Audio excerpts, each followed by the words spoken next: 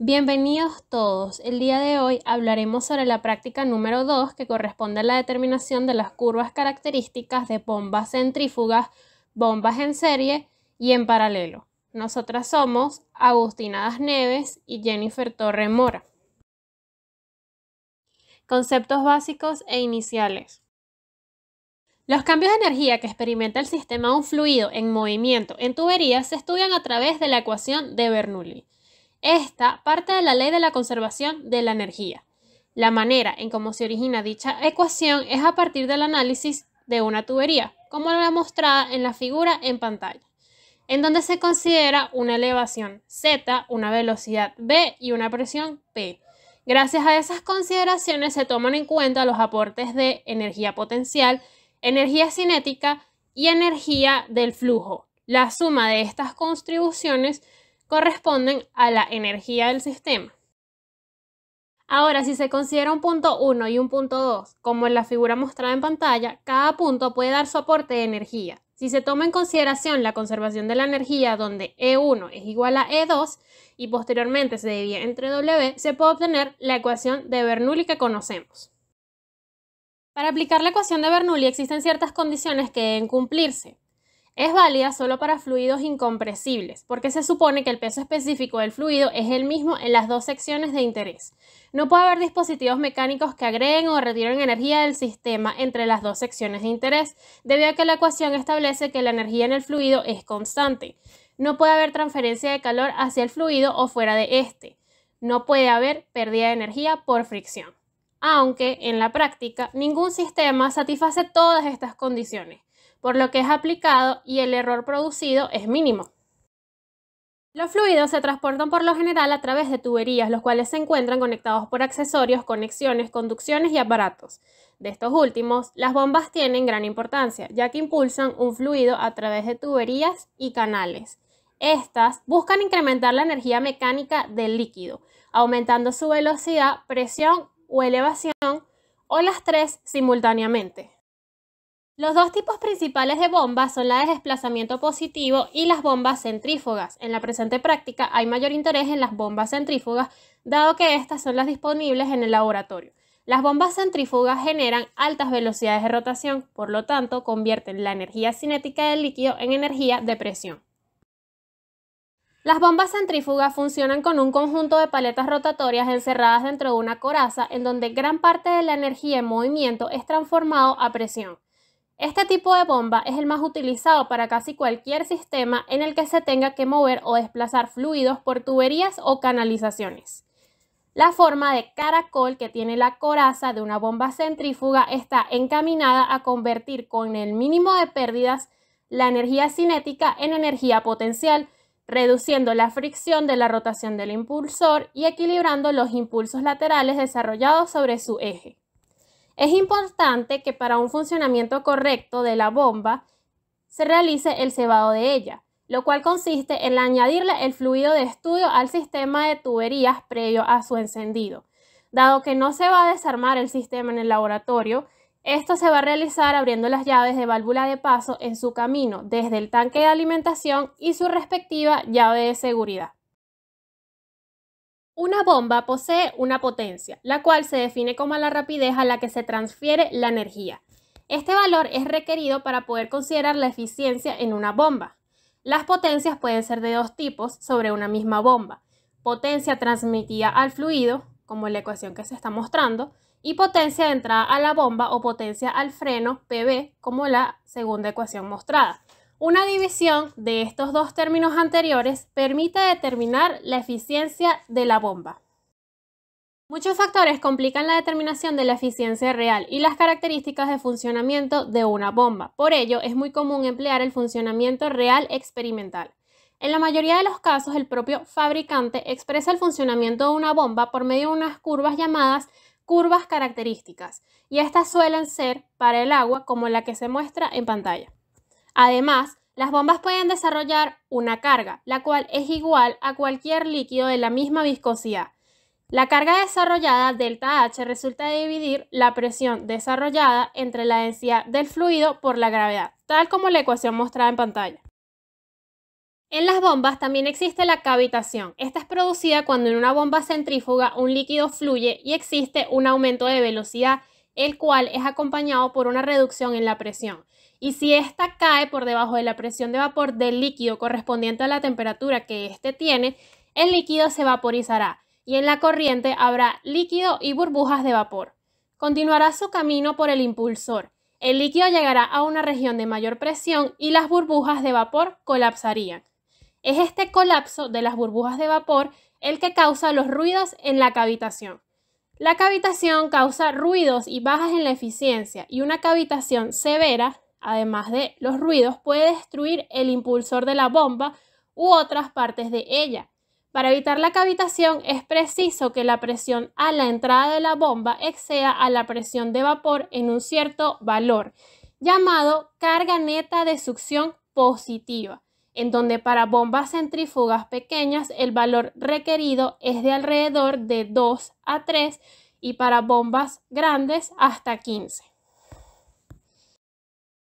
Las bombas pueden generar pérdidas por fricción del fluido sobre las tuberías en las que son transportadas. Estas pueden ser pérdidas por contracción y expansión, fricción en una tubería recta, fricción en los codos, entre otros.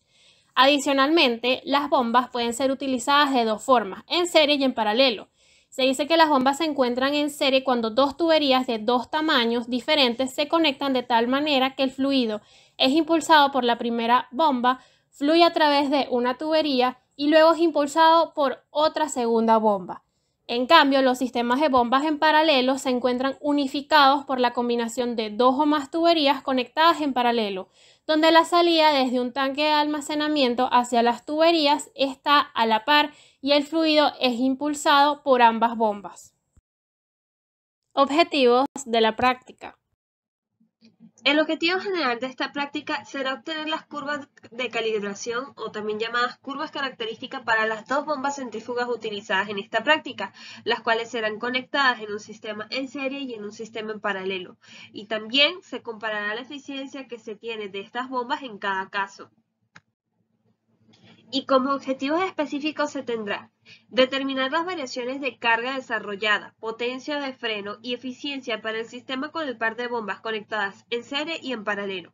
Representar gráficamente las variaciones de carga desarrollada, potencia de freno y eficiencia en función de la capacidad de las bombas conectadas en serie y en paralelo. Y representar las curvas características de operación para cada una de las bombas, para las dos bombas conectadas en serie y en paralelo. Diagrama del equipo. En pantalla podemos observar el diagrama del equipo que se utilizará en la práctica 2. Este se encuentra conformado por un tanque de almacenamiento, una válvula de seguridad marcada como 2, las válvulas de paso de flujo marcadas como 1, 3, 4, 5, 6 y 7, el sistema de encendido de las bombas que están marcados de color amarillo, dos manómetros que medirán la presión, dos bombas centrífugas B1 y B2, el rotámetro y la llave del rotámetro R, que controlará el flujo. Procedimiento experimental. Primera experiencia. Estudio de la eficiencia de una sola bomba. En esta experiencia vamos a determinar variables que nos permitan estudiar el trabajo de una bomba en función del flujo. Para ello, abrimos las llaves 1 y 2 y posteriormente encendemos la bomba 1. De esta forma, el agua fluirá desde el tanque, pasando por las tuberías que se señalan en rosado y regresará al tanque de almacenamiento de nuevo. Acto seguido abrimos ligeramente la llave del rotámetro para evitar que al abrir la llave 4 ingrese el flujo de agua con gran presión al rotámetro. Esto permitirá que ahora el agua fluya también por el nuevo canal que se está mostrando en rosado. De esta forma, ahora tenemos dos salidas de agua para regresar al tanque de almacenamiento. Como nos interesan las medidas de flujo que han sido calibradas previamente con el rotámetro, cerramos la llave número 2 o llave de seguridad. Así tendremos una sola corriente de flujo proveniente de la bomba, que fluye a través del rotámetro. Girando la llave del rotámetro señalada con R en el diagrama, se ajusta el flujo de la corriente de agua a un caudal de 5 litros por minuto. Con el flujo fijado en el valor de interés de 5 litros por minuto, procedemos entonces a medir la presión en el manómetro 1, la corriente alterna y el voltaje con un tester en la bomba número 1 y medimos también la altura de agua en el tanque. Este proceso de medición de altura de agua en el tanque, presión, corriente y voltaje se repite para varias medidas de flujo, primero haciendo variar este en ascenso a un flujo de 10, 15, 20, 25 y 30 litros por minuto. Y luego, desde el valor de 30, nuevamente, pero ahora en descenso, variamos el flujo a 30, 25, 20, 15, 10 y 5 litros por minuto. Después de tomar estas medidas procedemos a apagar el equipo. Para ello primero abrimos la llave de seguridad número 2, cerramos la llave de paso número 4 para evitar el flujo de agua del rotámetro y cerramos la llave del rotámetro. Por último apagamos la bomba y cuando el agua ya no tenga presión, cerramos la llave de paso número 2. Experiencia número 2. Estudio de un sistema de 2 bombas conectadas en serie. El sistema de conexión de bombas en serie implica que el agua es transportada desde una bomba a otra. En este caso tenemos 2 bombas, por lo que el agua primero la vamos a hacer pasar por la bomba 1 que transportará el agua hasta la bomba número 2, la cual ejercerá el trabajo para devolver el agua al tanque de almacenamiento.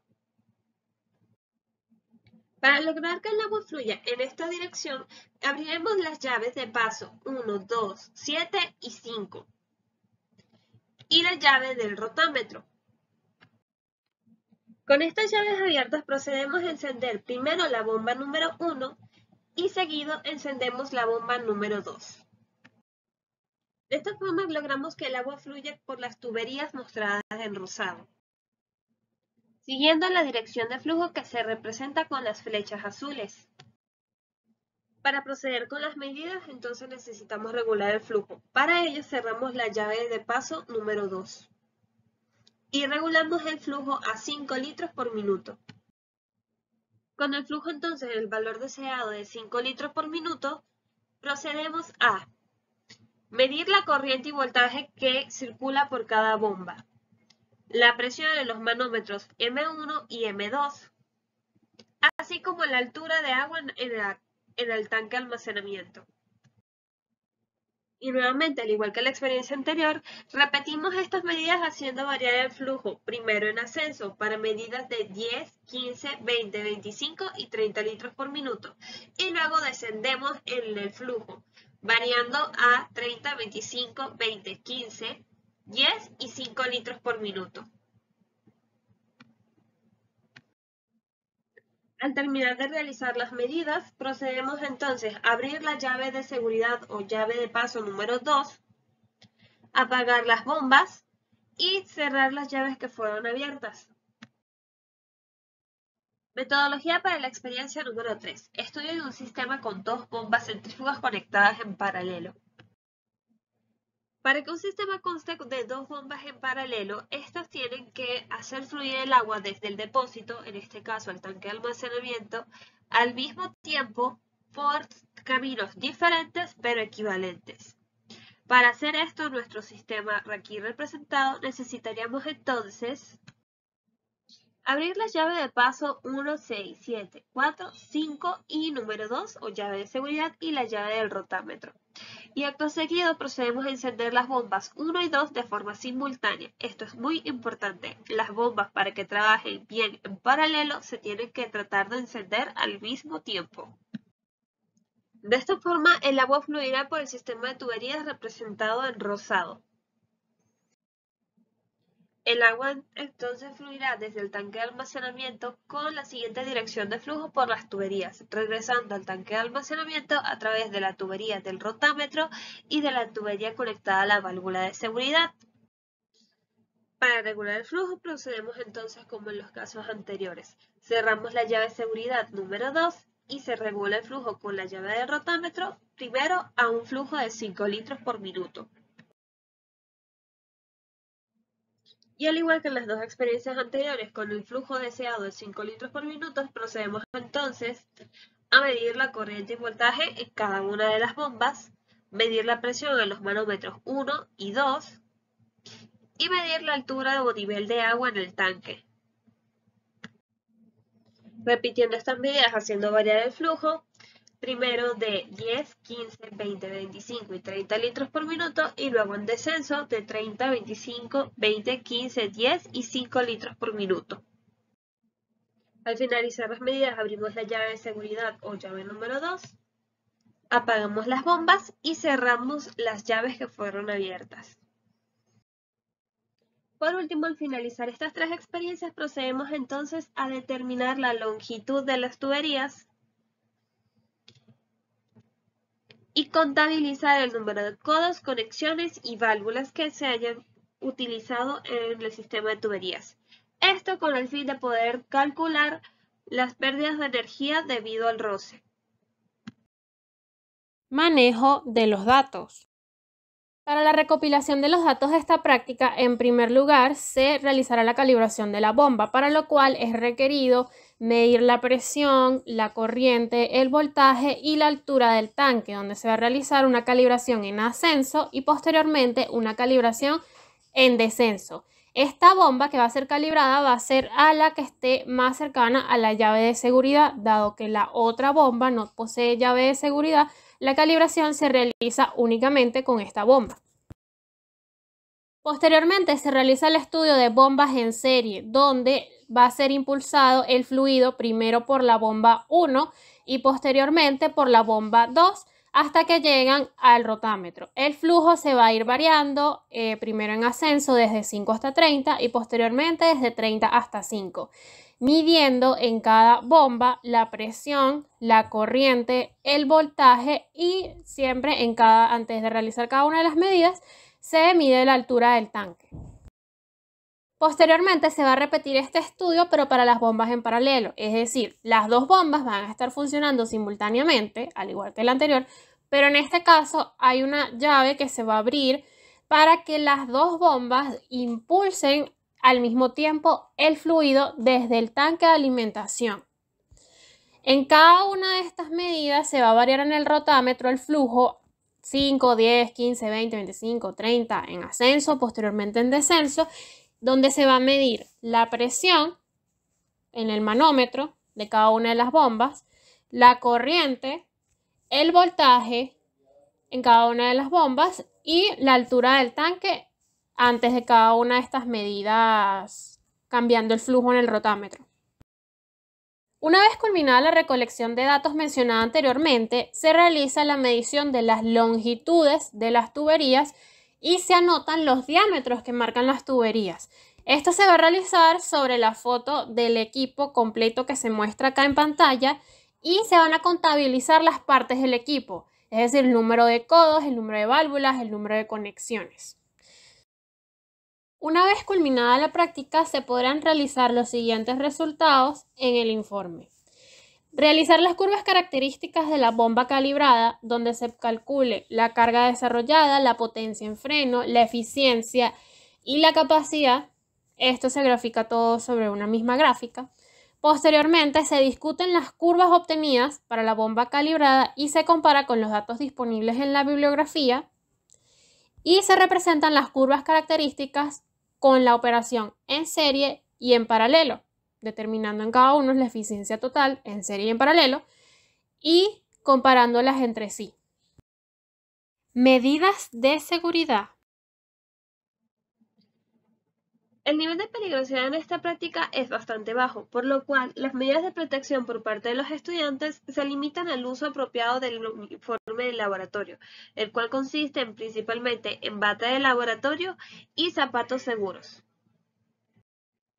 Como medidas de atención especial debemos tener en cuenta que en esta práctica se trabajan con volúmenes grandes de agua y un sistema eléctrico que involucra las bombas, el cual se debe proteger de salpicaduras o derrames de agua.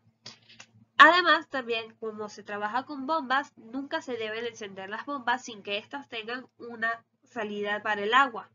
Por ende, cada vez que se enciendan las bombas, siempre se abre la llave de seguridad y posteriormente, ya cuando se va a calibrar el rotámetro, es que cerramos esa válvula de seguridad y se regula el flujo con el rotámetro. La seguridad y toxicología en esta práctica son muy simples, puesto que la corriente de flujo que se está trabajando solo utiliza agua corriente, la cual no posee efectos adversos para la salud. Únicamente debemos tener cuidado de no ser ingerida porque el agua corriente no es apta para consumo. Referencias bibliográficas. Gracias por su atención.